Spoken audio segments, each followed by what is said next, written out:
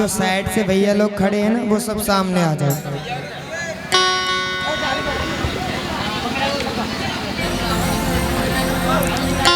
आप भैया लोग सब सामने आ जाओ, जितने भी खड़े हुए हैं ना। डर लगता है मुझे खड़े हुए व्यक्तियों से।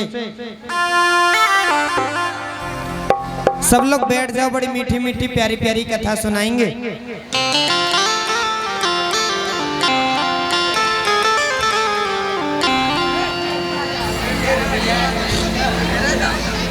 अब ये बताओ, बांके बिहारी लाल के किस किसने दर्शन किए हैं? हाथ ऊपर खड़ा करो। दर्शन कर लिए?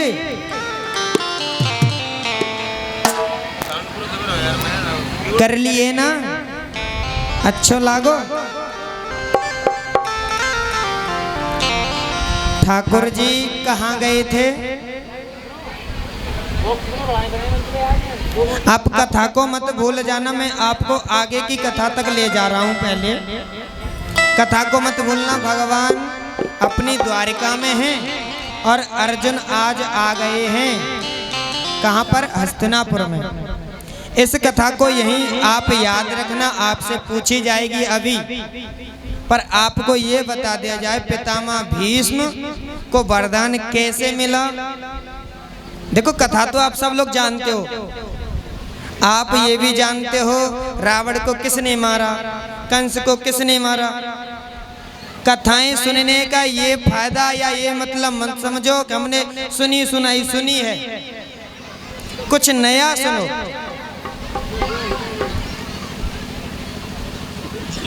मैं एक बार की एक बात आपको सुना दूं।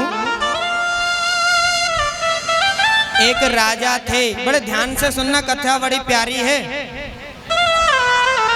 एक राजा थे प्रतीप, नाम याद रखना।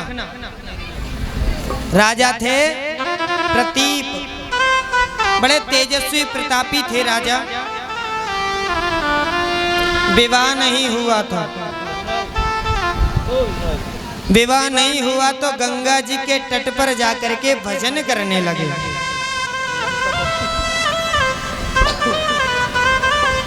भजन करने लगे।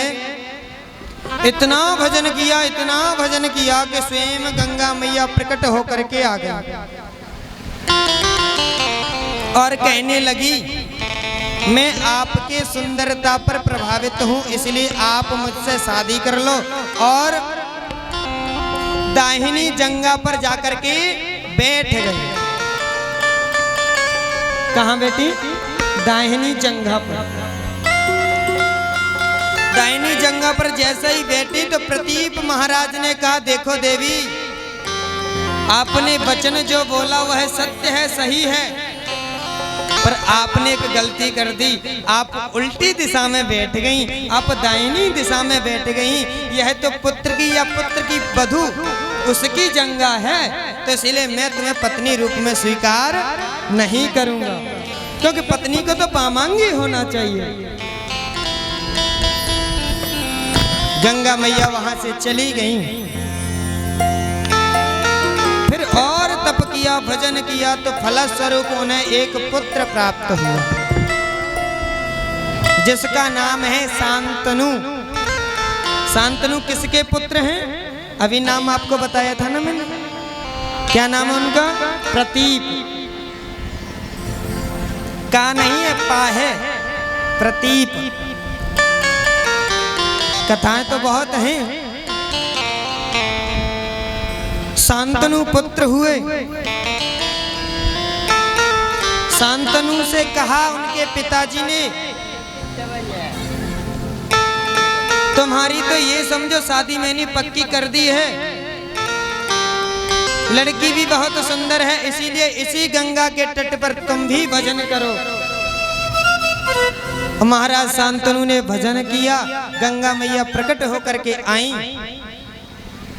तप कर ही इसीलिए रहे थे विवाह के लिए। गंगा मैया प्रकट होकर के आई और गंगा मैया ने कहा, मैं तुमसे विवाह तो कर लूंगी, पर मेरी एक शर्त है। वह शर्त क्या है कि हमारे बीच में, हमारे और तुम्हारे, पर हम तो तुम्हारे बीच में हस्तक्षेप कर सकते हैं, पर तुम हमारे बीच में हस्तक्षेप नहीं कर सकते। मैं जीवन में कुछ भी कर सकती हूँ जो मुझे अच्छा लगेगा। ठीक है देवी जी, हमें स्वीकार है तुम्हारी शर्त। ठीक है, तो विवाह हुआ। विवाह होने के बाद गंगा के संतानें हुई 7। कितनी हुई? 7। एक एक करके गंगा लेती और जल में डाल देती, मड़ांत कर देती बालक का। 7 मार दिए। शांतनु महाराज से अब रहा नहीं गया। अष्टम पुत्र जैसे ही हुआ, जैसे ही गंगा लेकर के जा रही थी, रोक दिया। देवी तुम ये क्या कर रही हो? यह मेरा अष्टम बालक है। गंगा मैया लौट करके आई। बोले, गंगा ने कहा, देखो राजन, मेरी तुमसे शर्त रखी थी, पर तुमने आज हस्तक्षेप किया है, इसलिए मैं जल रूप से प्रणत होकर के बह जा रही हूँ। पुत्र को लेकर के बह गए। शांतनु महाराज ने फिर तप किया। कितनी वर्ष किया? कितनी वर्ष किया? 36 वर्ष। और 36 वर्ष तक तप किया। तो उन्होंने कहा, जितना भी मेरे तेज के तपस्या का जो भी पुण्य फल है, उसके फल स्वरूप मैं अपने पुत्र को देखना चाहता हूँ।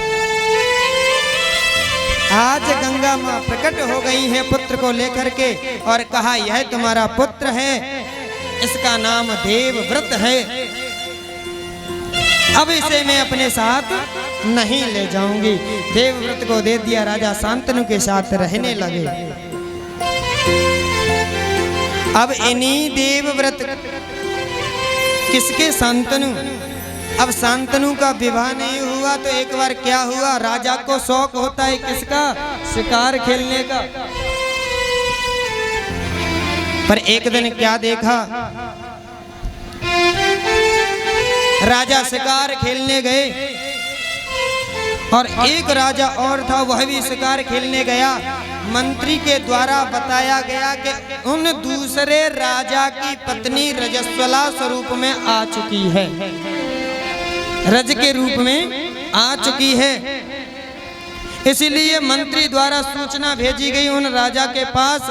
तो राजा ने क्या किया, अपना शुक्र छीण करके, और मंत्री उस समय कौन था? एक पक्षी था। कौन था? पक्षी। उस पक्षी के द्वारा भेजा गया। तो उसी पक्षी के द्वारा उन्होंने अपना शुक्र दिया, और पक्षी में आपस में भिड़ाव हुआ, टकराव हुआ जोर से। तो वह शुक्र लेकर के आ रहा था, तो वह नदी में गिर गया। उसी शुक्र को एक मछली ने निगल लिया। मछुआरे ने पकड़ा, राजा के यहाँ उस मछली को भेजा, काटा गया। तो उस मछली के गर्भ से एक बालक और एक बालिका का जन्म हुआ। प्रेम से बोलो राधे राधे। नाम क्या रखा गया उनका? एक बालक का नाम है मत्स्यराज और बालिका का नाम है मत्स्यगंधा। और उसी मत्स्यगंधा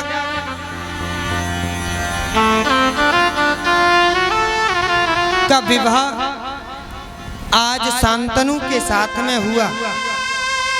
मत्स्यगंधा के स्वरूप को देख करके आज शांतनु ने कहा, मुझे आप बहुत सुंदर लग रही हैं, मैं आपसे विवाह करना चाहता हूँ। मत्स्यगंधा ने कहा, मुझे भी आप सुंदर लग रहे हो, मैं भी कर सकती हूँ, पर आप मेरे पिताजी से पूछ लो।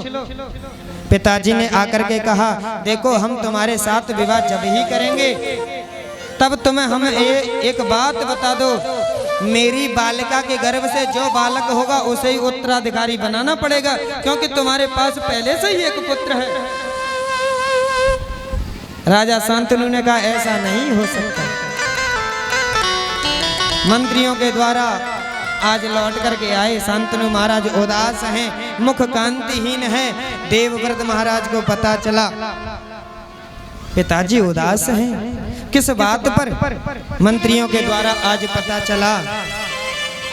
तो आज देवव्रत स्वयं उस राजा के पास गए और उसकी कन्या को मांगा और कहा, तुम्हें मेरे उत्तराधिकारी बनने का भय है, डर है, तो आज मैं देवव्रत प्रतिज्ञा करता हूँ, आजीवन काल अविवाहित रहूंगा, ब्रह्मचर्य का पालन करूंगा। लाकर के मत्स्यगंधा सत्यवती को आज शांतनु को सौंप दिया। पितृभक्त हैं देवव्रत। देवव्रत की इस प्रतिज्ञा को देख करके आज शांतनु महाराज ने कहा, तुम्हारी इस भीषण प्रतिज्ञा से मैं बड़ा प्रसन्न हूं, इसलिए मैं तुम्हें वरदान देता हूं कि तुम्हें स्वेच्छा मृत्यु का वरदान देना, अपनी मृत्यु से तुम मर सकते। यह तो पितामह भीष्म को, देवव्रत को इच्छा मृत्यु वरदान दिया, पता चल गया ना। और ऐसी सत्यवती के गर्भ से 2 बालक हुए। कौन से? एक का नाम है चित्रांगद, दूसरे का नाम है विचित्रवीर। विवाह होने के पूर्व चित्रांगद और विचित्रवीर विवाह नहीं हो रहे थे। काशीराज नरेश की 3 पुत्रियां थीं। कितनी? 3। अंबे, अंबिका, अंबालिका। स्वयंवर हो रहा था, पितामह भीष्म पहुंच गए, स्वयंवर में जीत गए और तीनों कन्या का अपहरण करके साथ में लेकर के आ गए आज। और जैसे ही साथ में लेकर के आए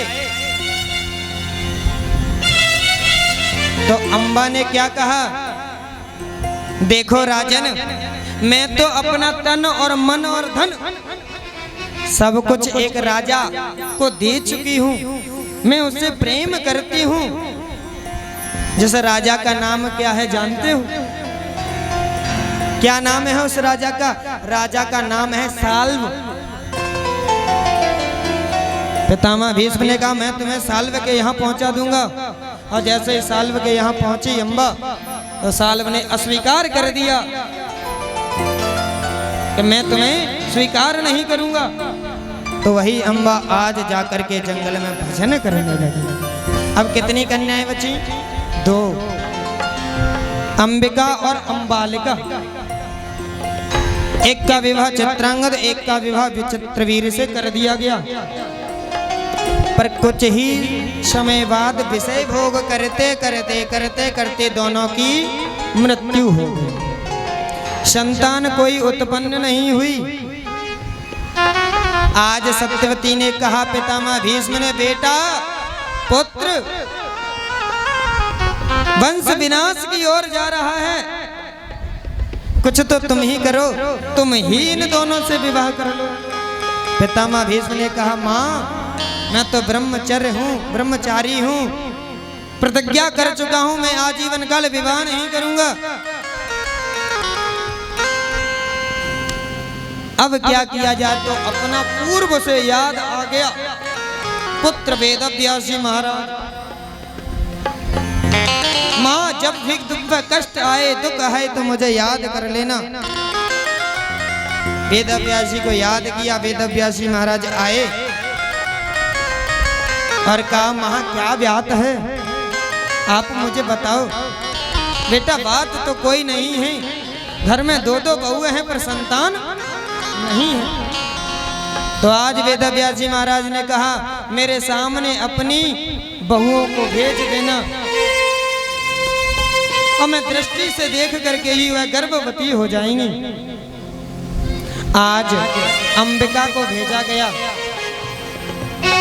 अंबिका को जैसे ही भेजा है तो अंबिका ने डर की वजह से, शर्म आ रही थी, इसीलिए आंखें बंद कर ली हैं देख करके वेदव्यास जी महाराज को। और वेदव्यास जी महाराज ने जैसे ही देखा तो वह गर्भवती हुई। पर बाहर आकर के वेदव्यास जी महाराज ने कहा, माँ तुम्हारी बहू गर्भवती तो है, बालक भी होगा, विद्वान होगा, योग्य होगा, पर अंधा होगा।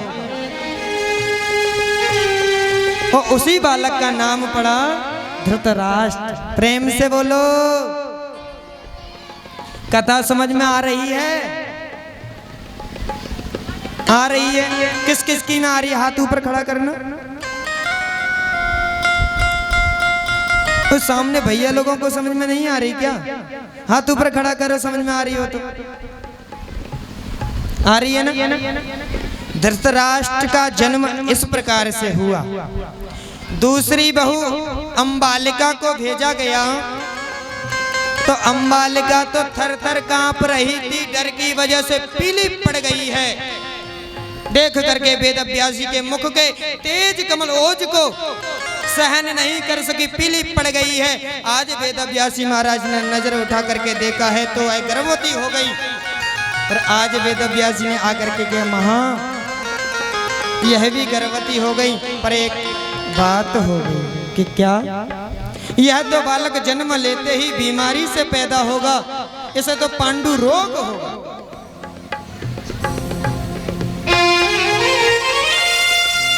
पीलिया से ग्रसित होगा। सत्यवती माता कह रही हैं, एक अंधा है, एक को रोगी है, अब क्या किया जाए? पीछे दासी खड़ी हुई थी। दासी ने कहा, रानी अगर आप चाहो तो मैं चली जाऊं? हाँ, आप चली जाओ। आज दासी निसंकोच जाकर के वेद व्यास जी महाराज के समक्ष खड़ी हो गई है। वेद व्यास जी महाराज ने जैसे ही दृष्टिपात करके देखा है, आज गर्भवती हो गई है वह दासी। और कुछ दिनों बाद जैसे ही बालक ने जन्म लिया है, वेद वेदांगत में बड़े योग्य विद्वान विदुर जी का जन्म हुआ है। प्रेम से बोलो। कछु समझ में आई? विदुर जी पहले कौन थे पता है आप लोगों को? विदुर जी पहले यमराज समझ लो। प्रेम से बोलो राधे राधे। शास्त्र नीति में निपुण हैं विदुर जी महाराज। 5 थोड़ी शॉर्ट कर दें कथा को, समय ज्यादा नहीं। क्या किया जाए? देवराज इंद्र इतने प्रसन्न हो गए कि कहा ये रोग रो रहे थे, मुझे लेने गए थे, कह रहे थे महाराज जी पानी नहीं है, बाजरा सूख रहो है, ट्यूबवेल से पानी लगाना पड़ेगा। आज ऐसी कृपा है गई है मैया की। कौन सी की? बोले जंगला वाली मैया की। आपासी बचा दी तुम्हारी मैया ने। ट्यूबवेल से पानी देते तो आपासी देनी पड़ती। धर्मराज विदुर जी कौन थे? यमराज। कथा को ज्यादा विस्तार में न लेते हुए 2 मिनट और बताएंगे बस, फिर आगे कथा चलेगी। विदुर जी यमराज थे, पर इन्हें आना क्यों पड़ा मृत्युलोक में? एक 5 वर्ष के थे, एक टिड्डी को मार दिया इन्होंने।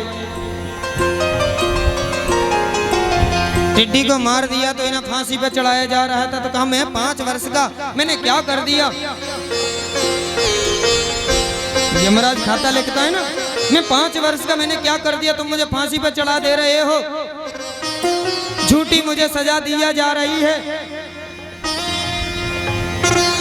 तुमने उस समय टिड्डी को मारा था। अरे 5 वर्ष के बालक कोई भी पाप कर दे वह तो मान्य ही नहीं होता, और तुम मुझे फांसी दे रहे हो, इसलिए तुम्हें नीचे जाना पड़ेगा।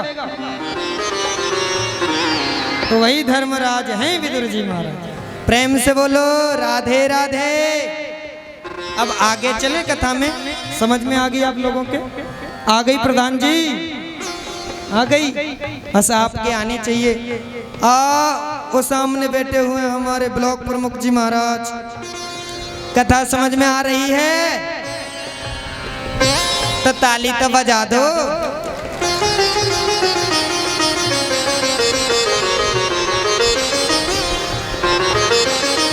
जब आकर के आज अर्जुन ने बताया कि हम अपने प्रभु के सानिध्य से वंचित हो चुके हैं,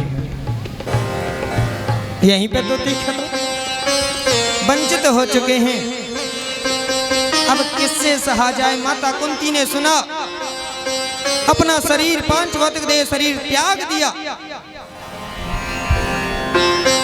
ऐसे प्रेमी दो ही हुए हैं, कृष्णावतार में श्री कुंती मैया और रामावतार में श्री दशरथ जी महाराज से।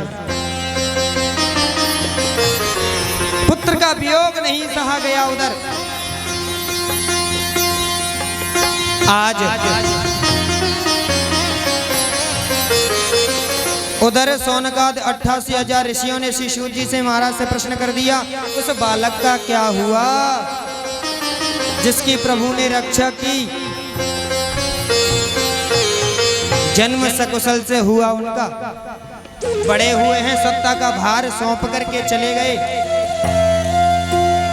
नामकरण संस्कार करवाया,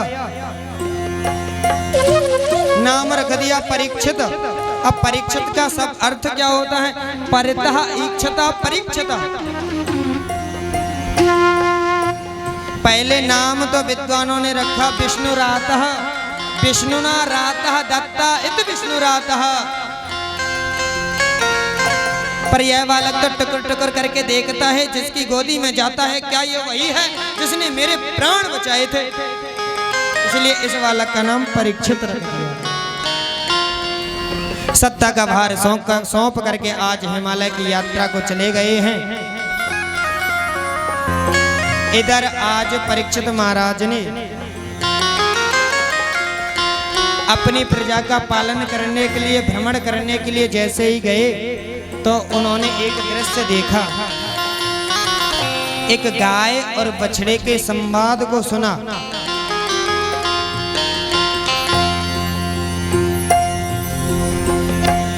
गाय के 3 पैर नहीं हैं। बड़े संवाद को सुना। बड़े पीछे से एक काला कलूटा पुरुष उन्हें मार रहा है। वृषभ कह रहा है, मां गोविंद चले गए, इसलिए हमें यह पीड़ा सहन करनी पड़ रही है। इस संबंध को सुना जैसे ही परीक्षित ने वृक्ष के पीछे खड़े होकर के समझ गया यह गाय नहीं है, यह तो स्वयं पृथ्वी माता है, और यह वृषभ नहीं है, यह तो स्वयं धर्म है। पर ये नहीं पता चलता ये पीछे कौन है काला कलूटा। मैं इसे छोड़ूंगा नहीं। गोविंद चले गए तो क्या हुआ, आज राजा तो जीवित है। अपनी म्यान में से आज खड़क को निकाला और जैसे ही प्रहार करना चाहा तो है काला कलूटा पुरुष दीनवत शरणम गता, दीनहीन की तरह शरण में आ गया। और क्षत्रिय धर्म है रक्षा करना।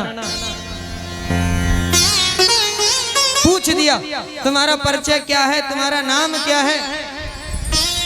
वह काला कलूटा पुरुष बोला, राजन मेरा नाम कलयुग है। अरे तुमने इतना साहस कैसे किया, मेरे राज्य में अंदर आ गए? कलयुग ने कहा, राजन सब जगह आपका ही तो राज्य है, जहां भी जाता हूं आप खड़े नजर दिखाई पड़ते हैं, मैं कहां जाऊं? राजा परीक्षित ने पूछा, अच्छा तो ये बताओ तुम्हारे अंदर गुण कितने हैं? जब यह बात पूछी गुण कितने हैं तो कलयुग ने क्या कहा, मेरे अंदर गुण की बात मत पूछो, अब गुण पूछो। अब गुण कितने भरे हुए हैं? गुण तो मेरे अंदर एक ही है। वो कौन सा गुण है? यत फलम नास्ति तपसा न योगेन समाधिना, यत फलम नास्ति तपसा न योगेन समाधिना। पहले बड़े बड़े यज्ञ करने से, तप करने से, समाधि लगाने से जो पुण्य फल मिलता था वह आज इस कलयुग में भगवान नाम संकीर्तन करने से, ये जीव हिलाने से, महामंत्र गाने से वह पुण्य मिल जाता है। महाराज परीक्षित रीझ गए इस गुण पर और कहा, मैं तुम्हें 4 कमरे दे देता हूं। कितने? 4। कौन कौन से दिए? धूतं पानं स्त्रियः सोना यत्राधर्मश्चतुर्विधा। धूत तो आप जानते ही हो, इक्का वाला बादशाह बेगम, धूत कीड़ा उसे कहते हैं। जहां जुआ खिले वहां रहो। पानम, जहां मदरा पी जाए वहां रहो। स्त्रियः सोनः, जहां स्त्रियां गलत कार्य करें वहां रहो। सूना यत्रा धर्मश्चतुर्विधः, सूना माने जीवों की हिंसा हो वहां रहो। कलयुग गिड़गिड़ाता बोला, महाराज राजन परिवार बड़ा है, एक कमरा और दे दो। पर आज महाराज राजन परीक्षित रीझे हुए थे उस गुण पर, तो कह दिया बोलो क्या चाहते हो। तो आज कहा है कलयुग ने, भगवान कुछ नहीं चाहिए, बस सोने में बास और दे दो। राजा परीक्षित ने कह दिया जाओ, तुम्हें सोने में भी बास दे दिया। अब आप लोग एक शंका कर रहे होंगे कि भगवान ने एकादश स्कंद में उद्धव को बताया कि धातु नामस्मि कांचनम, धातुओं में स्वर्ण में मेरा वास है। अब आप कहोगे स्वर्ण में प्रभु का वास है या कलयुग का, किसका वास है? तो इसका समाधान करने के लिए श्री सूत जी महाराज कह रहे हैं, शौनकादिक ऋषियों, जो एक नंबर के धन से बना हुआ स्वर्ण है उसमें तो परमपिता परमात्मा का वास है, और जो 2 नंबर के धन से बना हुआ स्वर्ण है उसमें कलयुग का वास है। शौनकादि 88,000 ऋषियों ने कहा प्रभु 1 नंबर के धन से तो दाल रोटी चल रही है। तो सूत जी महाराज ने कहा तो एक बात और सुन लो। क्या? सब चीज में, हर वस्तु में दोष है, ये आप जानते ही हो।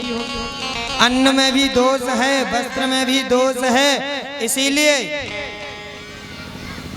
तुम ही निवेदित भोजन करहि, प्रभु प्रसाद पट भूषण धरहि।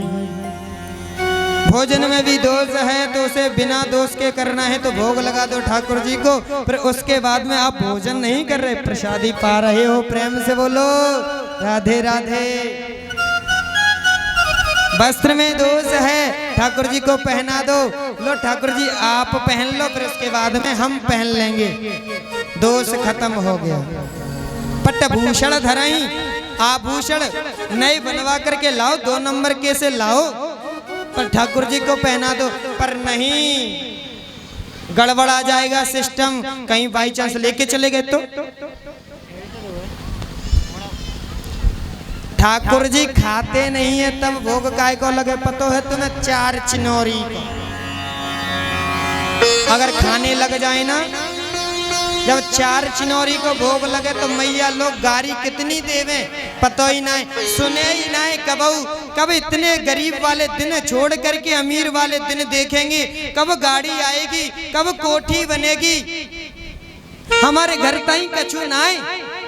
4 चिनौरी के भोग पे इतनी सुनाई दे जाओ, और जब भैया 56 भोग लगावे तब का होगा। आपके घर में कोई रिश्तेदार भी आ जाए तो उसे आप क्या दिखाते हो? मंदिर दिखा दोगे पर तिजोरी नहीं दिखाते। तिजोरी दिखा दो ना। जो चीज दिखाने की है उसे छुपा रहे हो, जो छुपाने की उसे दिखा रहे हो, गलत है ना।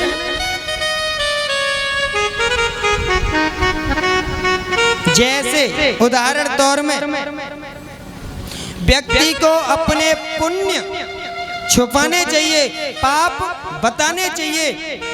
अगर पाप बताओगे तो घटेंगे और पुण्य छुपाओगे तो बढ़ेंगे। पर उल्टा करते हो ना आप लोग। पाप तो कराओगे तो चुपचाप सो जाओगे, और पुण्य कहीं कराए। हमने उस आश्रम में जाकर के कंबल बांटे, भंडारे में इतना दे दिया। उल्टा करते हो ना। तो इसलिए 2 नंबर के धन से भी स्वर्ण बना हो, पर परमपिता परमात्मा को पहना दो, फिर उसके बाद स्वयं धारण कर लो, तो उसमें प्रभु का वास हो जाता है। प्रेम से बोलो।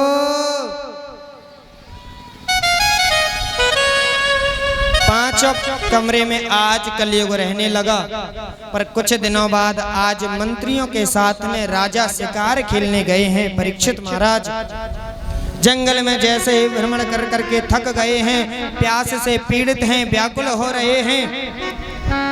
शमीक मुनि की आज कुटिया दीखी है, और सोचा आवाज लगाऊं, जल ही मिल जाए। आवाज लगाई पर अंदर से कोई प्रत्युत्तर नहीं आया। तो राजा परीक्षित ने कहा, मुझे ऐसा लगता है शायद मुझे देख लिया होगा, तो राजा के चक्कर में कोई पढ़ना ही नहीं चाह रहा। इसलिए राजा परीक्षित अंदर गए। शमीक मुनि समाधि लगाए हुए बैठे हैं। राजा परीक्षित ने जैसे ही देखा, मुझे तो ऐसा लग रहा है झूठी समाधि है। अपनी धनुष कोटि से उठा करके मरे हुए सर्प को गले में लपेट दिया। पर महात्मा भी असली है, समाधि भी असली है। वहां खेलते हुए बाल गोपालों ने जब इस दृश्य को देखा, इस दृश्य को देखते ही आज शमीक मुनि के पुत्र श्रृंगी ऋषि को बता दिया। किसको? श्रृंगी ऋषि को, जो कौशिकी नदी में स्नान कर रहे थे। जैसे ही पूरा वृत्तांत सुना कि राजा परीक्षित ने मेरे पिता के गले में मरा हुआ सर्प डाल दिया है, उठा लिया हाथ और हाथ में जल ले लिया है।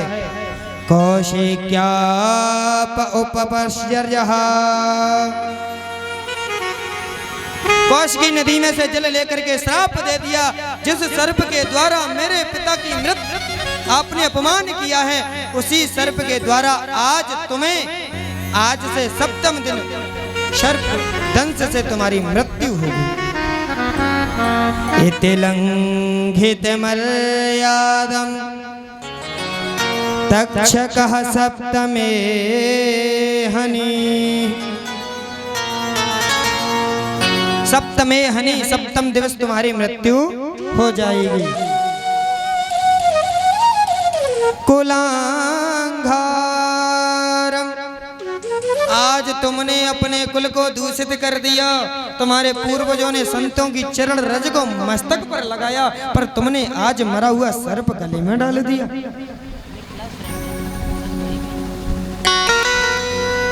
पर यह मन में कैसे आया?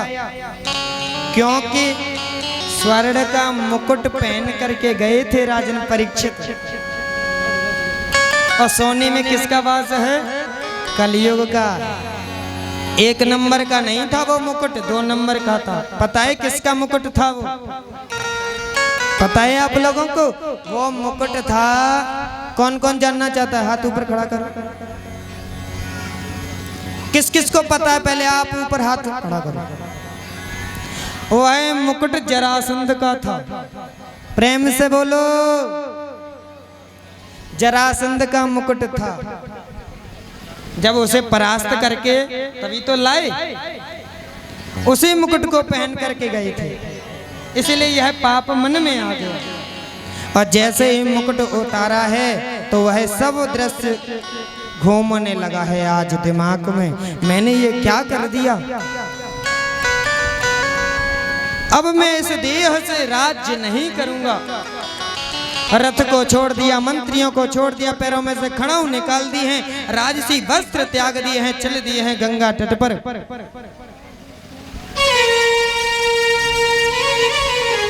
आज इधर राजन परीक्षित तो चले जा रहे हैं गंगा के तट पर उधर शमीक मुनि के पुत्र श्रृंगी ऋषि आए, तो देख करके अपने पिताजी के गले में मरा हुआ सर्प विकल होकर के रो रहे हैं। और बालक रोता है तो उससे तुम कुछ भी पूछते रहो तो मुंह में से आवाज नहीं निकलती। अंक में भर लिया। समाधि खुलने के बाद आज महात्मा ने अंक में जैसे ही भरा है, ग्वाल वालों ने बताया इन्होंने श्राप दे दिया है कि राजा परीक्षित को 7वें दिन सर्प डसने से मृत्यु हो जाएगी। समीक मुनि ने कहा, बेटा तूने ये अनर्थ कर दिया, बिना राजा के प्रजा में क्या है, राजा ही नहीं रहेगा तो बहुत बड़ा अनर्थ कर दिया तूने। तो आज समीक मुनि ने अपने शिष्य को भेजा था, जिसका नाम क्या था पता है आप लोगों को? किस किस को पता है? उस शिष्य का नाम था गौरमुख। गौरमुख की बात सुनी परीक्षित ने, तभी चले थे वहां से गंगा के तट पर अपने महल से। करड़े करड़े जपंजना, धीमे धीमे बात तो फैलती चली जाती है। ऋषि मुनियों को पता चलता जा रहा है महाराज परीक्षित को 7वें दिन मरने का श्राप लग गया है। अब तो एक एक करके ऋषि मुनि दौड़े दौड़े भागे भागे चले जा रहे हैं। अत्रि वसिष्ठ श्रवणः शरद्वानरिष्ट नेमि भृगुरंगिराश्च पारासरोगादिसुतोऽथ रामा उत्थय्य इन्द्रप्रदम एन्मबाहो मेधातिथिर्देवलदेव आश्री षेडो भारद्वाजो गौतमः पेप्पलादः मैत्रेय और वह कवशः कुंभयोनि द्वैपायनो भगवान् नारदश्च। इस श्लोक में क्या बता रहे हैं? सब ऋषियों का नाम बताया इस श्लोक में। कहा अत्रि जी महाराज, अत्रि वसिष्ठ च्यवनः, वशिष्ठ जी महाराज, च्यवन मुनि, शरद्वान, अरिष्ट, भृगु, अंगिरा, पराशर ऋषि, गादिसुतः, विश्वामित्र जी महाराज, मेधातिथिर देवल, भरद्वाज महाराज, पिप्पलादः, मैत्री मुनि, कवशः, द्वैपायनो भगवान् नारदश्च। श्री कृष्ण द्वैपायन वेद व्यास जी महाराज वहां पधारे। प्रेम से बोलो।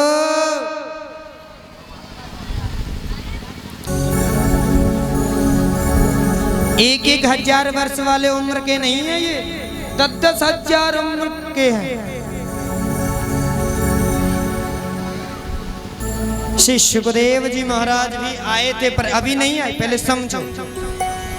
इतने ऋषि मुनि आए तो राजा परीक्षित ने बस एक ही प्रश्न किया है।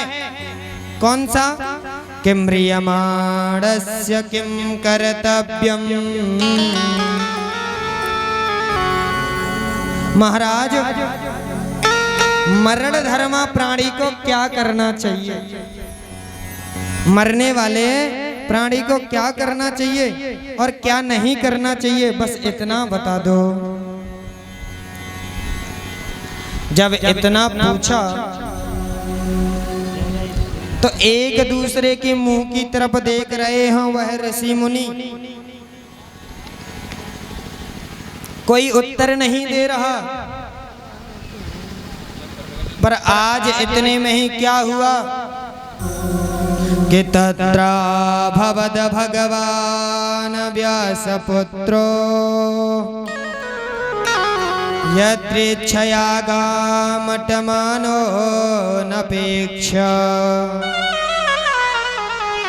अलक्ष्यलिंगो निझलावतुष्टो भृतश्च बालैरवधूतवीसः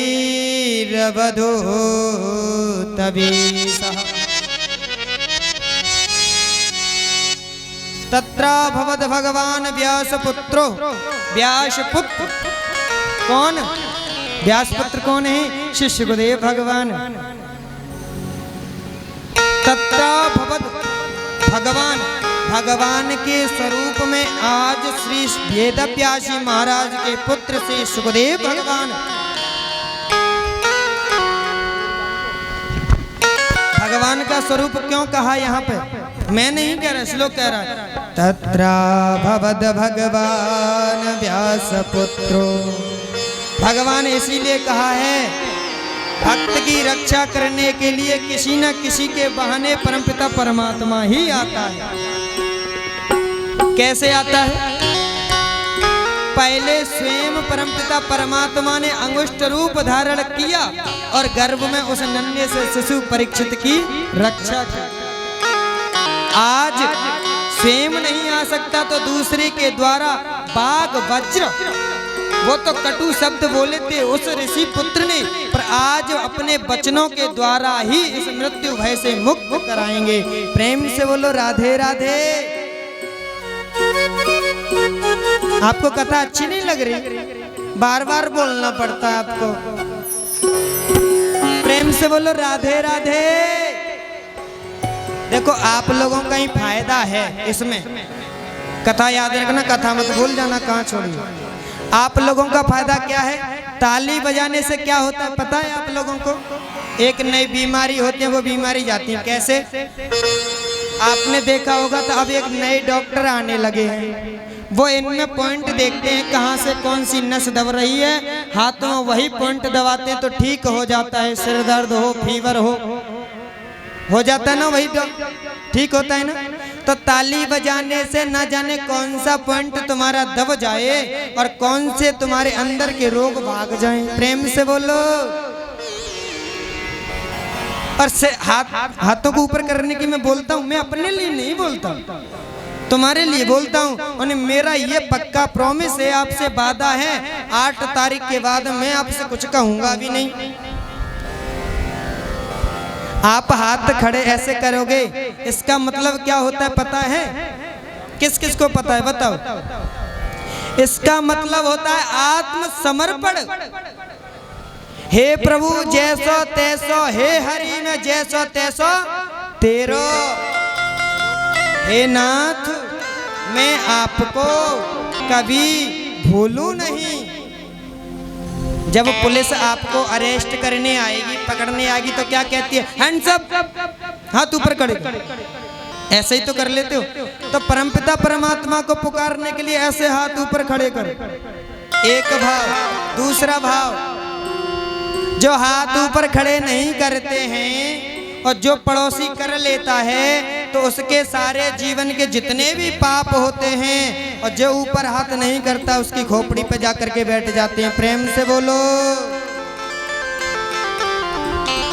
इसीलिए ताली भी बजाना जरूरी है। वैसे तो मुझको बहुत पतो है कि तुम कितनी भजनानंदी हो।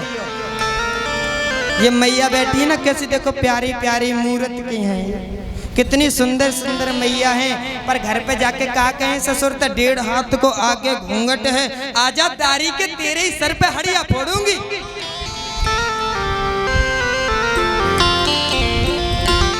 तो यहाँ जितना है सके 5 घंटा भजन में ताली बजा लो, कीर्तन कर लो।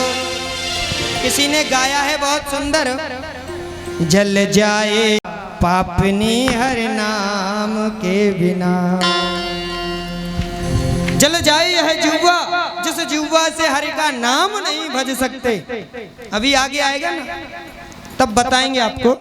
कथा कहाँ छोड़ी थी? कथा कहाँ? सुखदेव भगवान आए। न अलक्षलिंग निजलावतुष्ट, लिंग भेद रहित हैं, नंगे। जिस गांव से जिस गली से गुजर जाते हैं तो बालक बालिकाएं पीछे पड़ जाती हैं, नंगा बाबा आ गयो, नंगा बाबा आ गयो। उन्हें यही नहीं पता कौन स्त्री है कौन पुरुष है। निझलावतुष्टो व्रत शबालय अवधूत भेष, अवधूत भेष में है दिगंबर। वक्षस्थल बड़ा सुंदर है, केश खुले हुए हैं, जटाएं लंबी लंबी भुजाएं हैं, चले आ रहे हैं। ऐसे ही आज श्री सुखदेव भगवान को जैसे ही ऋषि मुनियों ने देखा है तो साष्टांग दंडवत प्रणाम करने लगे हैं। अब आप लोग कहोगे 10,000 वर्ष वाले महात्मा की उम्र एक सुखदेव भगवान को प्रणाम कर रही हैं। सुखदेव भगवान की उम्र कितनी है? कितनी है? कितनी उम्र है सुखदेव भगवान की? किस किस को पता है? 16 वर्ष के हैं, पर 16 नहीं बोला। क्यों नहीं बोला? अष्टद्वि वर्ष। अष्ट को अष्ट माने 8, 8 को दुगना करो तब कितना बनेगा? 16। यहाँ एक रीजन आपको सुनाऊं। मैया लोग बड़ी दुखी दिख रही है, मोको मैया चाह रही भजन गावे पंडित जी। कथा सुनो मैया, कल भजन सुनाएंगे। अष्टद्वि वर्ष इसलिए कहा, 16 वर्ष महाप्रभु श्री 16 वर्षीय श्री सुखदेव जी महाराज को, क्योंकि अगर डायरेक्ट 16 वर्ष के बोल देते तो ये श्लोक झूठा पड़ जाता, इसमें झूठ लिख जाता, क्योंकि लिंग भेद रहित नहीं हो सकता 16 वर्ष का बालक। 16 वर्ष के बालक में काम वासना आ जाती है, 8 वर्ष के बालक में काम नहीं होता है। प्रेम से बोलो। आज सुखदेव भगवान को प्रणाम किया। अब एक रीजन ये हो गया, दूसरा रीजन आपको बताएं। उम्र में बड़े होने से बड़ा थोड़ा ही हो जाता है। धन वृद्धा बल वृद्धा आयु वृद्धास्तथैव च ते शर्वे विज्ञान वृद्धाश्च किंकिरा शिष्य किंकिरा। धन वृद्धा, धन में बढ़ जाने से बड़े नहीं होते। बल वृद्धा, बलवान पहलवान बन जाने से बड़े नहीं हो जाते। आयु वृद्धास्तथैव च, आयु में बड़े होने से बड़े नहीं कहलाते, तो बड़े किस में कहलाते हैं? ते शर्वे ज्ञान वृद्धाश्च, ज्ञान में बढ़ जाने से बलवान धनवान और आयु से, इन सब को छोड़ करके जो ज्ञान में बड़ा होता है, जिसके पास ज्ञान वृद्धाश्च किंकिरा शिष्य किंकिरा, वह ज्ञान में बढ़ जाने से ही बड़ा होता है। जिसको ज्यादा ज्ञान होता है वही विद्वान और एवं वही बड़ा होता है। प्रेम से बोलो। तो श्री सुखदेव भगवान ज्ञानी हैं, ध्यानी भी हैं। और सुखदेव भगवान को जैसे ही राजा परीक्षित ने देखा, साष्टांग दंडवत प्रणाम कर लिया है, पूजन नहीं किया, बैठने की नहीं बोला, खड़ा जैसे ही खड़े हुए हैं सुखदेव जी महाराज, राजा परीक्षित भी खड़े हो गए हैं। सन्मुख होने के बाद आज प्रश्न कर दिया है, महाराज म्रियमाणस्य किम कर्तव्यम, मरण धर्मा प्राणी को क्या करना चाहिए? सुखदेव भगवान ने कहा, राजन आपके घर में कोई अतिथि आए तो क्या तुम डायरेक्ट प्रश्न पूछोगे? मेरे आने की देरी नहीं हुई, तुमने प्रश्न मुझसे पूछ लिया। अरे पानी की पूछते तो आज कितना सुंदर जवाब दिया है। राजा परीक्षित ने कहा, देखो प्रभु, आप जैसे महापुरुष ज्यादा देर तक टिकते नहीं हैं, रुकते नहीं हैं। अब मुझे पूर्ण विश्वास है कि मेरे प्रश्न का आप उत्तर दे करके ही जाएंगे। आज श्री सुखदेव जी महाराज बैठ गए और कहने लगे, खट्वांगो दीर्घबाहुश्च मुत्सृज्यः। आप खट्वांग को तो जानते ही होंगे राजा, एक मुहूर्त में ही उनका कल्याण हो गया। अरे तुम्हारे पास तो 7 दिन हैं, 7 दिन में न जाने क्या क्या हो जाएगा। अब तो सुखदेव जी महाराज का आत्मविश्वास बढ़ गया है और अब प्रश्न नहीं किया, पहले तो 16उपचार पूजन किया है। पूजन करने के बाद में पूछा, क्या करने वाली चीज है, क्या नहीं करने वाली है, क्या कर्तव्य है, क्या अकर्तव्य है। आज महाराज राजन परीक्षित ने महाप्रभु षोडश वर्षीय श्री सुखदेव जी महाराज से प्रश्न कर दिया, प्रभु अब तो बस मुझे इतना बता दो कि भगवान का ध्यान कैसे करना चाहिए। आप लोग भी बड़े ध्यान से सुनो, भगवान का ध्यान कैसे करना चाहिए। इसलिए प्रथम स्कंद को पूर्ण हो चुका है, इसलिए 3 बार बोलेंगे हरये नमः, हरये नमः, हरये नमः। बोले भागवत भगवान की जय हो। द्वितीय स्कंद में प्रवेश करते हुए राजा परीक्षित ने पूछा भगवान का ध्यान कैसे करना चाहिए। तब श्री सुखदेव भगवान कहते हैं, राजा परीक्षित भगवान का ध्यान करने के लिए 4 चीजों का ध्यान रखना चाहिए।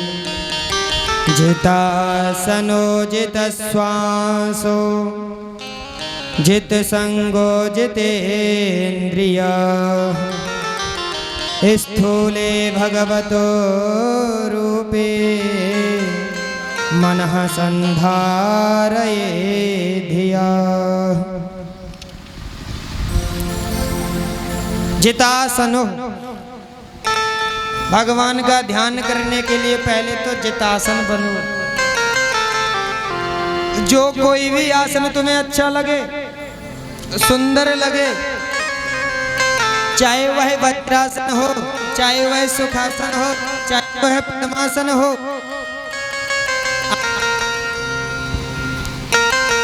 तो आसन को जीतने के बाद जित श्वासो, श्वास को जीतो, प्राणायाम करो। अब प्राणायाम कैसे होता है? सीधे हाथ के अंगूठे से सीधी तरफ की नाक को दबा करके एक छिद्र से वायु को अंदर खींचो, थोड़ी देर खींचो, फिर इस वाली उंगली से अनामिका और तर्जनी उंगली से दूसरे छिद्र को बंद कर लो। इस प्रकार से 3 बार करो। पूरक, रेचक, कुंभक। प्राणायाम करने से तुम्हारी श्वास बड़ी होगी और श्वास के अनुसार ही मन चलता है। प्रेम से बोलो राधे राधे। और कहीं ऐसा हो परमपिता परमात्मा का भजन करने के लिए जैसे ही बैठो, आसन जीतने के लिए तो इसीलिए कहा कहीं रीढ़ की हड्डी में दर्द नहीं होने लगे, घुटने दुखने लग जाते हैं, इसलिए आसन जीतो, श्वास को जीतो, मन को अपने नियंत्रित करो। ऐसा ना हो तुम भजन करने लग जाओ और मन लज्जाराम की गुजिया खाने चले जाए। प्रेम से बोलो। उसके बाद जित संगो, संग को जीतो। जैसी संगत वैसी रंगत नहीं होनी चाहिए।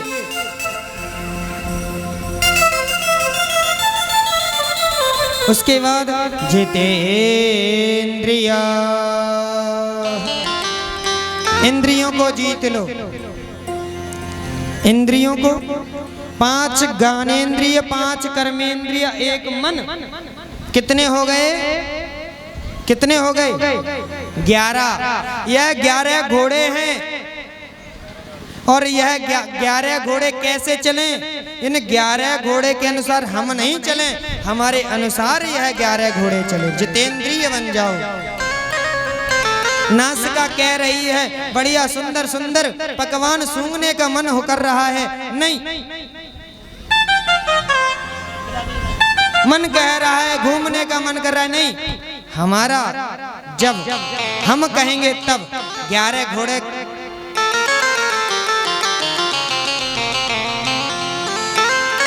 जितेंद्रिय बनो। स्थूले भगवतो रूपम मनः संधारये धिया। स्थूल रूप में और सूक्ष्म रूप में भगवान के ध्यान की विधि बतलाई, परमपिता परमात्मा के भजन के बारे में बतलाया। किस देवता का यजन पूजन करने से क्या पुण्य फल मिलता है, वह विधि बतलाई। ये मानव तन से ही परमपिता परमात्मा का भजन हो सकता है, नहीं तो तुम में और किसी भी जीव में कोई अंतर नहीं है। आप भी खाते हो, कुत्ता भी खाता है, आप सोते हो, वो भी सोता है, पर एक काम जो आप कर सकते हो उसे कुत्ता नहीं कर सकता है, भजन। तुम्हें क्या चाहिए उसी की उपासना करो ना।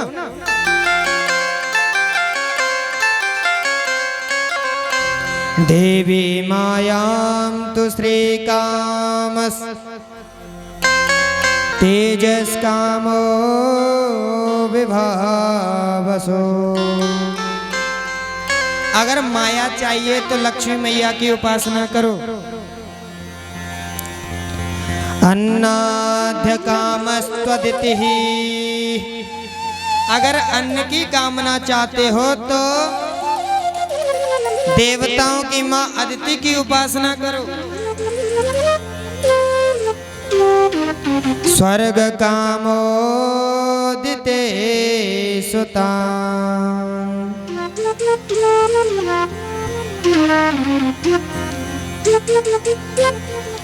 रूपाभिकामो गंधर्वान्। अगर भैया लोगों को सुंदरता चाहिए तो गंधर्वों की उपासना करो, और माताओं को सुंदरता चाहिए तो स्त्री कामोप उर्वशी, उर्वशी की उपासना करो। विद्या कामस्तु गिरिशम, अगर आपको विद्या चाहिए, विद्वान बनना है, पढ़ लिखना है, तो भोलेनाथ भूत भावन का ध्यान करो। दाम्पत्यार्थम उमा सती, दाम्पत्य जीवन पति पत्नी में कभी कलह न हो, ऐसा अगर सुख में चाहते हो तो भोलेनाथ एवं पार्वती मैया की उपासना करो। रक्षा कामः पुण्य जना नोजस कामो मरुद्गणान्। अगर रक्षा चाहते हो तो मरुद्गणों की उपासना करो। और आपको कुछ नहीं चाहिए, अकामा सर्व कामो वा मोक्ष काम उदारधि तीव्रेण भक्ति योगेन यजेत पुरुषं परम। भक्ति तुम्हारी अकाम है, निष्काम भाव से तुम भजना चाहते हो तो लक्ष्मी नारायण भगवान की उपासना ही करनी चाहिए व्यक्ति को। और जो लक्ष्मी नारायण भगवान की उपासना नहीं करता, किसी भी देवता का यजन पूजन नहीं करता, वह तो पशु के समान है। 10 मिनट और लेंगे, फिर उसके बाद आरती करेंगे भागवत जी की। किसके समान है? पशु के। अब पशु भी कई हैं, कई पशु नहीं बताए भागवत जी में, तो विशेष 4 पशुओं का नाम ही लिया है। कौन से? स्वविडवराह होष्ठ खरे संस्तुता पुरुषा पशु। स्व माने कुत्ता। कुत्ते को आपने देखा ही होगा ना, एक दूसरे से लड़ते ही रहते हैं। तो वह भी इस मानव देह को, हम लोगों को देख करके कहता है, देखो हमारी तरह कैसे लड़ भिड़ रहे हैं आपस में। यह भजन नहीं करोगे तो लड़ोगे ही, तो आप क्या बताया? स्व। पर एक और आपको बताऊं, ये तो संस्कृत में मैंने बोला स्व विड़वरा होष्ट करे संस्तुता पुरुषा पशु, पर हिंदी में सुकर कुकर ऊंट खरा बड़ पशुअन में चार, तुलसी हर के बिना वैसे ही नर नार। इसलिए भजन करो, नहीं तो कुत्ता की उपाधि बता दी गई। दूसरी उपाधि बिटवरा। बिटवरा जानते हो आप लोग किसे कहते हैं? बिटवरा कहते हैं ग्रामीण सूकर को। आपने देखा होगा उसका पेट कभी भरता नहीं, उसका मुंह आपने कभी ऊपर नहीं देखा होगा, जब भी देखा होगा तो गंदगी में ही लगा रहता है। देखा है ना सूकर का मुंह क्यों लगा रहता है? वो भी हमें बताना चाह रहा है, देखो इस मानव को ये भजन नहीं कर रहा है। पहले लोग दूषित धन से डरते थे, मत लो संतान दूषित होगी, पर आज लोग तो उसी में लगे हैं। किसी का मिल जाए, पड़ोसी का ही मिल जाए, दूसरे का हड़प लो, खोदने में ही लगे हैं, गाड़ने में ही लगे हैं। पहले लोग डरते थे बिटवरा की तरह। ओष्ठ, ओष्ठ माने ऊंट। ऊंट लंबी गर्दन करके जब चलता है तो उसे ऐसा लगता है मेरे से बड़ा कोई है ही नहीं। हम भी तो ऐसे ही चलते हैं,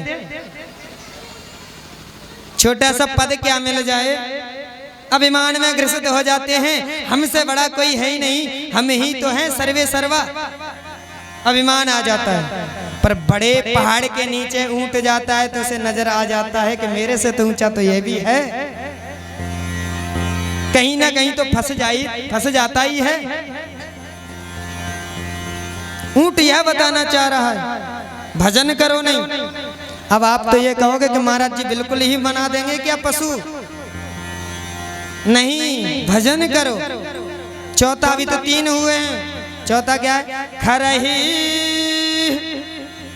खर माने होता है गधा, जिंदगी भर मालिक के लिए काम करता है, बोझा ढोता है, गिट्टी ईंटें पत्थर ढोता है ना, फिर भी कभी भी मालिक ने उसे शाबाशी नहीं दी, पीठ नहीं थपथपाई, जब भी दी तब पीछे से 2 डंडे ही मार दिए। मारते ना, तो यही तो हालत हमारी हो रही है। पुत्र के लिए, नाती के लिए, घर वालों के लिए हमने क्या नहीं किया, सब कुछ कर दिया, फिर भी क्या मिलता है बाद में सुनने के लिए? तुमने हमारे ताई किया ही क्या है? या तो होवे पढ़ा लिखाना तो सब माँ बाप पढ़ा रहे हैं बच्चों को, क्या किया है तुमने? यही तो सुनने को मिलता है। भजन करो। साहित्य संगीत कला विहीन साक्षात पुष्य विषाणहीन तृणं न खादन्नपि जीवमानस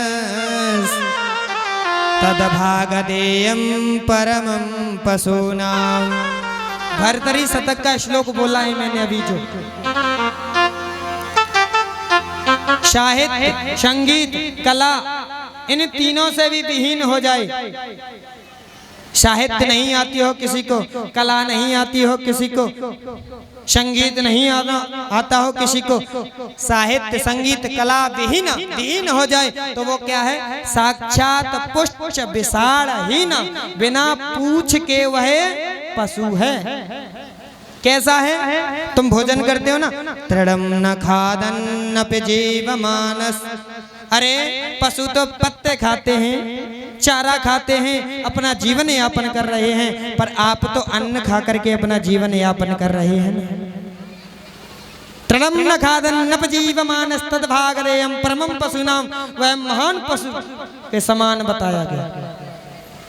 और श्लोक एक और भर्तृहरि शतक जी महाराज कह रहे हैं, येषां न विद्या न तपो न दानम ज्ञानम न शीलम न गुणो न धर्म ते मृत्युलोके भुविभार भूता मनुष्य रूपेण मृगश्चरन्ति। विद्या तप दान ज्ञान सहनशीलता न गुणो न धर्म। ते मृत्युलोके, इस मृत्युलोक पर वह व्यक्ति है, वह मनुष्य रूपेण मृगाश्चरन्ति, वह तो मृग के समान है। नहीं तो भजन करना चाहिए। राम नाम जाना नहीं कोई,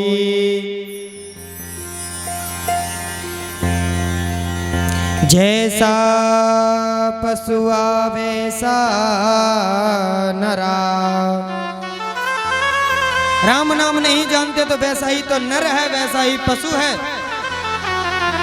फिर भी आप में एक दिक्कत है, क्या? पशुआ तो जंगल चरियावे, नर पशुआ उद्यम करे खाए। फिर भी उद्यम करके खा रहा है वह मानव। लड़ाई झगड़े हो रहे हैं खाने के पीछे। भगवान के ध्यान की विधि बतला रहे हैं। भगवान का भजन करो। भगवान की कथा नहीं सुनोगे तो क्या होगा? इन कानों से परमपिता परमात्मा की कथा सुननी चाहिए। इससे थोड़ी सुना जाता है। ये कटोरा टाइप में लगा दिया है परमात्मा ने, ये तो तुम्हारी स्वेच्छा के लिए लगाया है। आप लोगों को क्यों लगाया है पता है? ये कटोरा क्यों लगाया परमात्मा ने? मेरा भजन सुन, मेरे कीर्तन सुन और आंखों से मुझे देख। पर तुमसे देखा भी नहीं जा रहा। भगवान ने कहा तुमसे भजन होगा नहीं, बूढ़े हो गए। किसी ने कहा भजन कर लो, आप क्या कहोगे? आंखों से दिखाई नहीं पड़ता, कानों से सुना ही नहीं पड़ता, यही तो कहोगे।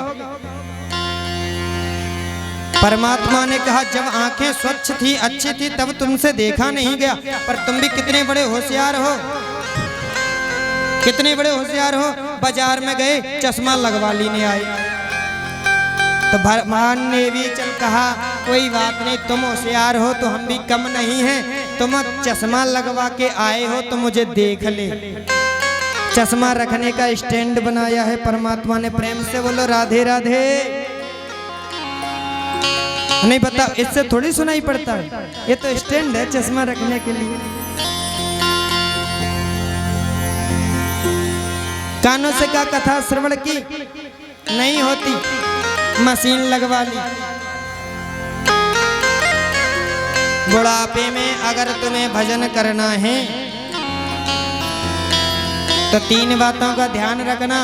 कौन सी हैं? नौन मौन कौन। एक लंग बैठे रहना, वो भी कैसे? नौन। नौन माने नमक। घर में जैसे भी माताओं ने आपको खाना बना करके दे दिया, उसे ले लो। अगर तुमने स्वाद बनाना शुरू कर दिया ना, सब्जी में नमक नहीं है, थोड़ा नमक ला दो, तो गाली पड़ेगी। बैठे बैठे स्वाद बना तो फिर बुड्ढो, चैन से खाई ना जाए। तो नौन मत मांगना कभी भी बहू से। अगर तुम्हें नमक ज्यादा खाना है, बोतल 1 शीशी में रख लो। मौन। मौन माने मौन होकर के बैठ जाओ चुपचाप। कैसे चुपचाप? घर में कोई भी आवे, कोई भी जावे, कोई मतलब नहीं। अगर नातनी का या नाती का कोई फ्रेंड आ जाए,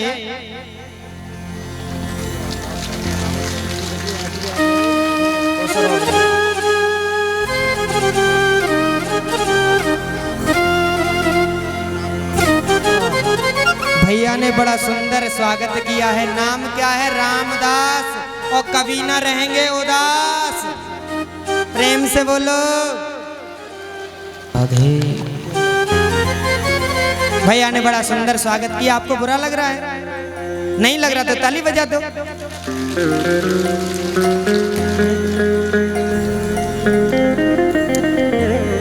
तो मौन बैठे रहो। अगर फ्रेंड आ गई और तुमने पूछ दिया कौन है, तो उसकी फ्रेंड क्या कहेगी, तेरे बाबा बहुत बुरे हैं, मुझसे पूछ रहे थे कौन है। अब तो नातनी ने कहा, देखो माता जी, देखो माँ, बाबा ने मेरी फ्रेंड से पूछ दिया कौन है। अब तो गालियां सुनना देना प्रारंभ कर दी। बुड्ढो बेटो रहे, दिन भर कछु ना करे, खावे स्वाद बनावे और पूछे और मौन बने। कौन आ रहा है कौन जा रहा है, बुढ़ापा बहुत अच्छा कटता है, परमात्मा का भजन करो। सुखदेव भगवान कह रहे हैं राजा परीक्षित से, पर आप भजन करने वाले मुझे नहीं दिख रहे। भगवान इशारे देता है, बस यही कथा को विराम की ओर ले जाएंगे 5 मिनट। भगवान इशारे दे रहा है आपको, पहले बाल सफेद कर दिए भैया, अब तो भजन कर ले। पर आप कितने चालाक होशियार हो, बाजार गए डाई करवा ली, प्रेम से बोलो। पर भजन नहीं करेंगे। भगवान ने कहा भजन नहीं करेगा तो आंखों की ज्योति ले ली, दुनियादारी नहीं दिखेगी तब तो करेगा। बाजार गए चश्मा लगवाए। तीसरा संकेत भगवान ने दे दिया, कानों से सुनना कम हो गया, दुनियादारी की बातें नहीं सुनाई पड़ेंगी तो भजन करेगा। पर फिर भी व्यक्ति इतना चालाक है, भजन नहीं कर रहा। भगवान ने कहा अच्छा, भगवान ने कहा एक एक करके 3200 दांत बाहर निकलवा लिए। क्या ये 32 वर्कर्स हैं फैक्ट्री में, जैसे लोग काम करते हैं तो एक एक करके बाहर जाता है ना, कैसे जाता है, एक एक लोग। तो भगवान भी हमारे ये 3200 दांतों को एक एक करके बाहर निकलवाता है कि बहुत स्वाद बना लीनो, अब तो भजन कर ले। पर नहीं भजन करेगा, क्योंकि बाजार गए 32 ही लगवा के आ गए। प्रेम से बोलो। भगवान कहते अब भी नहीं भजन करेगा। घुटनों में दर्द होने लगा, फिर भी नहीं भजन हो रहा है। ये भगवान छोटी छोटी घंटी बजा बजा करके संकेत दे रहे हैं। कितनी वार्निंग दी है भगवान ने, बालों की फर्स्ट वार्निंग, दूसरी वार्निंग नेत्रों की, तीसरी वार्निंग कान की, चौथी वार्निंग दांतों की। अब बताओ भैया कितनी बार वार्निंग दे। सरकार भी 3 बार वार्निंग देती है, परमात्मा तो 5 बार वार्निंग दे रहा है। तो भगवान कहता है तू भजन करेगा नहीं, इसीलिए परमपिता परमात्मा ने अब की बार तो घंटी की जगह घंटा बजा दिया। गोविंदाय नमो नमः। प्रेम से बोलो।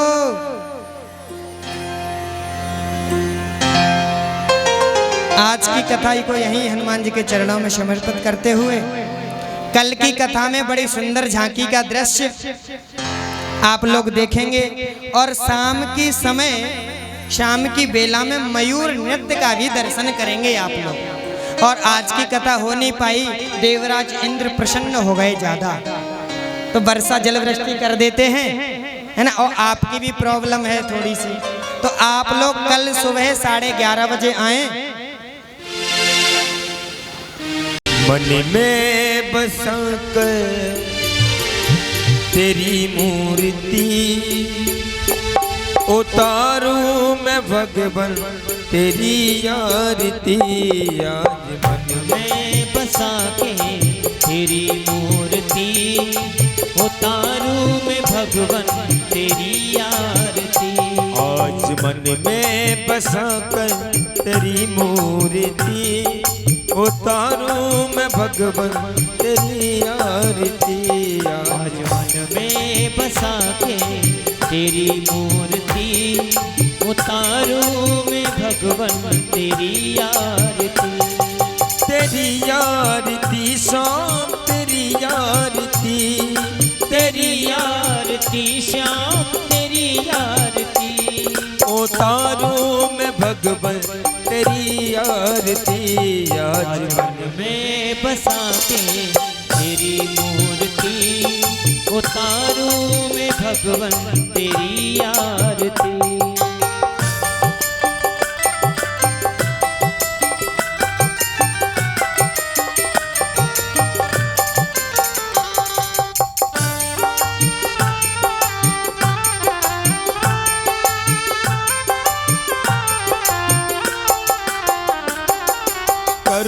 करो कष्ट हरो ज्ञान दो भगवान, भव में फंसी नाव मेरी तार दो भगवान। करुणा करो कष्ट हरो ज्ञान दो भगवन, भव में फंसी नाव मेरी तार दो भगवन। करुणा करो कष्ट हरो ज्ञान दो भगवान, भव में फंसी नाव मेरी तार दो भगवान।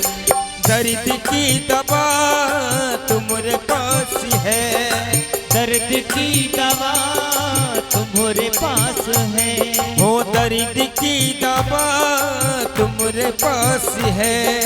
जिंदगी दया की भीख मांगती आज मन में बसा के तेरी मूर्ति, उतारू में भगवन तेरी आरती।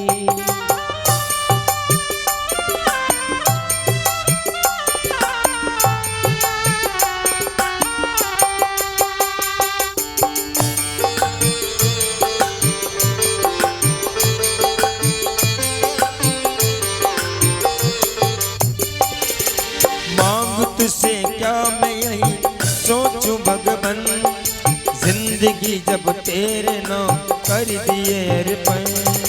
मांगू तुझसे क्या मैं यही सोचूं भगवन, जिंदगी जब तेरे नाम कर दी अर्पण।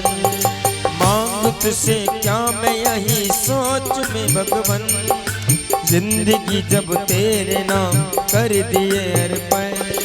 सब कुछ तेरा कुछ नहीं मेरा, सब कुछ तेरा कुछ नहीं मेरा। चिंता है तुझको प्रभु संसार की, याद मन में बसा के तेरी मूर्ति, उतारू में भगवन तेरी आरती। हो बेट तेरी महिमा गाए संत करे ध्यान, नारद गुणगान करे छेड़ बिड़ाता। वेद तेरी महिमा गाए संत करे ध्यान, नारद गुणगान करे छेड़ बीड़ता। हो बेद तेरी महिमा गाए संत करे ध्यान, नारद गुणगान करे छेड़ बिड़ाता। भक्ति तेरे द्वार करते हैं पुकार, भक्ति तेरे द्वार करते हैं पुकार। दास व्यास तेरी ये आरती गाए आज मन में बसा के तेरी मूर्ति, उतारू में भगवन तेरी आरती। उतारू में भगवन तेरी आरती, उतारू में भगवन तेरी आरती। उतारू में भगवन तेरी आरती, उतारू में भगवन तेरी आरती।